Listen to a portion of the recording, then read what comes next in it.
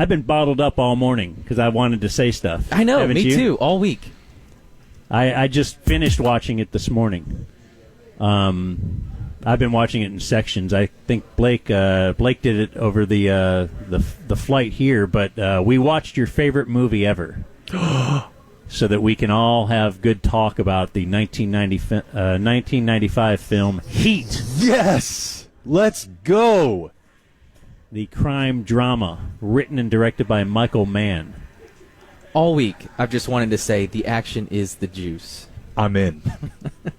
And you've made a couple so is references. that where that phrase comes from? Yeah, Sizemore, when they're trying to get together for one more score. They're trying to get together for one more score, and as you know, you might be able to predict if you're going to do one more score. That's always, Oh, yeah. when you say it's one more score, you might as well just say this is going to be trouble. It's almost like Bodie. In fact, I think there's a lot of parallels between Point Break and Heat. Very much so. But this is them getting together for possibly one more score, and De Niro is telling Tom Sizemore, I think, that you don't really need it, do you? I roll with you, Neil, whatever. No, not on this one, Michael. On this one, you're on your own.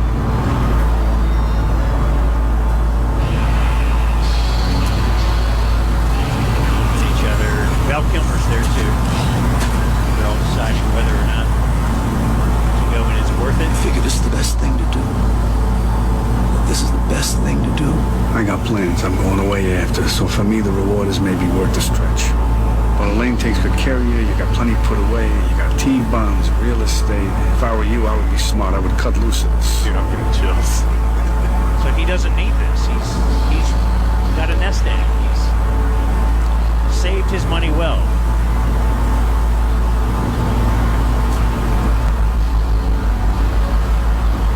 Tom Sizemore thinks about it. Well, for me, the action is the juice. I'm in.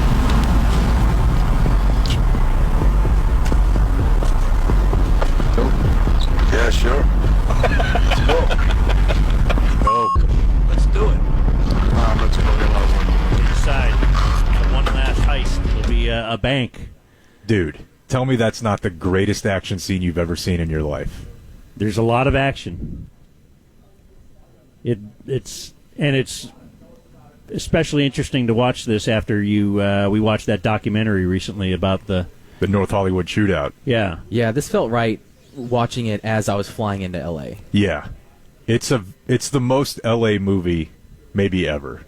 And that the cops, after the North Hollywood shootout, after they eventually got the criminals, went back to their apartment and found the VHS of Heat in the DVD VCR. or the VCR.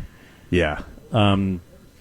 So they watched this movie. They were obsessed with this movie, and they used it almost as a template for this is how we're going to do the. We have a timer. The job is going to be in and out. We're going to just take just the money that we, not going to ask for too much, all that kind of stuff. But then, something can go awry, as will happen in real life and the movies, and you end up in a big shootout with the cops. This is incredibly star-studded. Dude, ensemble cast. De Niro, ages. Pacino, Val Kilmer, Natalie Portman, John Voight, Hank Azaria, who I thought was just funny, man. Yeah, he was. Ashley Judd, Ted Levine. Isn't that Silence of the Lambs guy? Yeah, Buffalo Bill. Yeah. Mm-hmm. Danny Trejo, who's been on the ticket. I don't know who he was, but Henry Rollins. Who was Henry Rollins? How did I miss him? I just saw it in the credits. Dennis Haysbert, Jeremy Piven, really balding. Yeah. So if you want to take a look at him these days, he's definitely had hair implants. And I didn't know it at the time, but it makes sense now if I think back to the voice, because I once heard this voice handing me ketchup Tone Loc from a table next to me in New York City when we ate breakfast with Corby.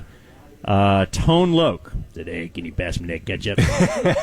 And now that I'm thinking about it, yeah, there was a guy in the movie who was like, "Hey."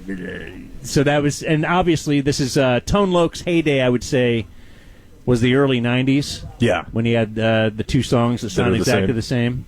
But there is a lot of Point Break to it because Hannah and Macaulay are the same guy.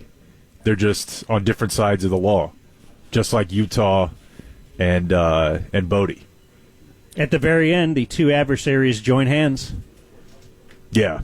And yes, I knew we're headed for a De Niro-Pacino showdown in some way. Yeah. And yeah, I had written down De Niro ends up just like Bodie. De Niro is the Bodie because in the end he deviated from what he had planned for. He had to go back and make exact revenge against the guy that had told the cops where this heist would be. Mm-hmm. He was free. He had escaped.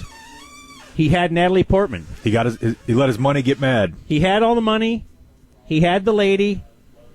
He had the flight plan out. He that's all he had to do, and he's gone forever.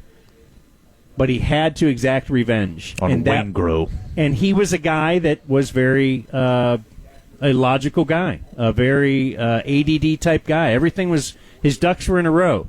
He would never deviate. He would never do that kind of thing.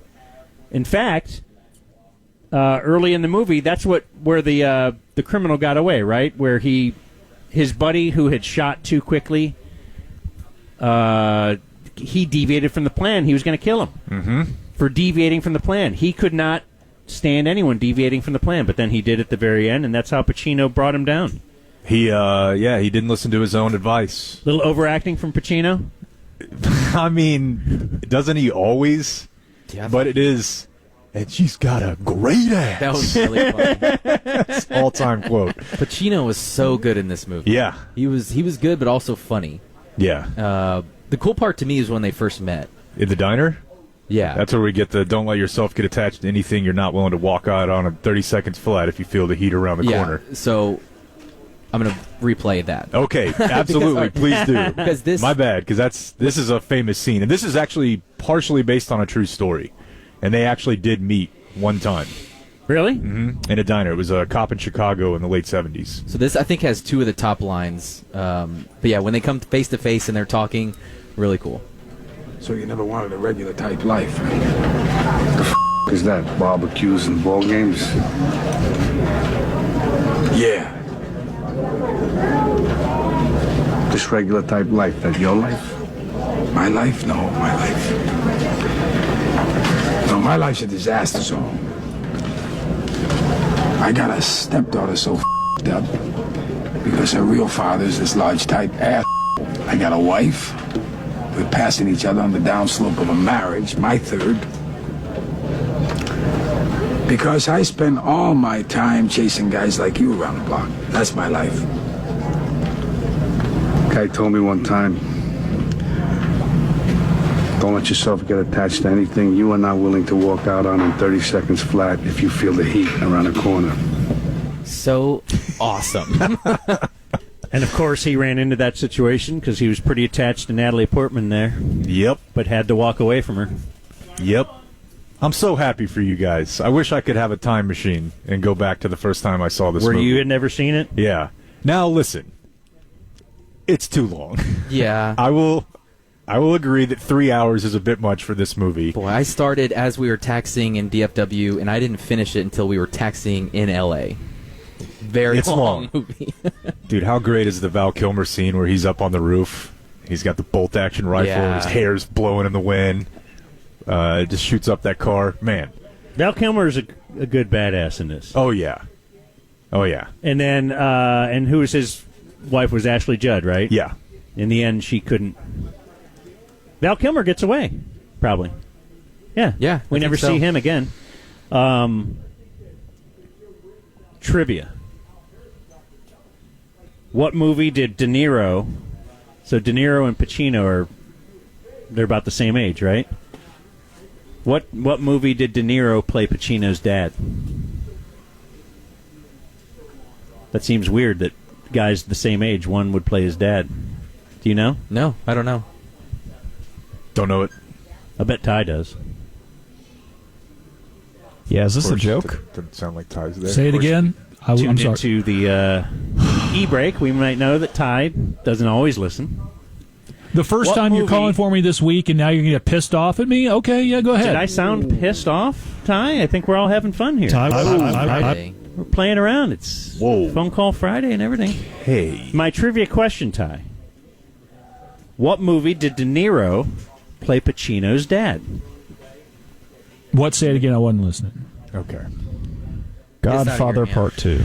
Yeah, things are going pretty well. It is The Godfather Part 2, because they would do flashbacks to De Niro, who was a young Vito Corleone, and then they would flash forward, and Michael Corleone, Vito's son, was in charge of the family. Well, that's a great note. That's and cool. I thank you guys for the Jerry Anthem photo, and I thank you guys for watching Heat. But your life is more enriched now, right?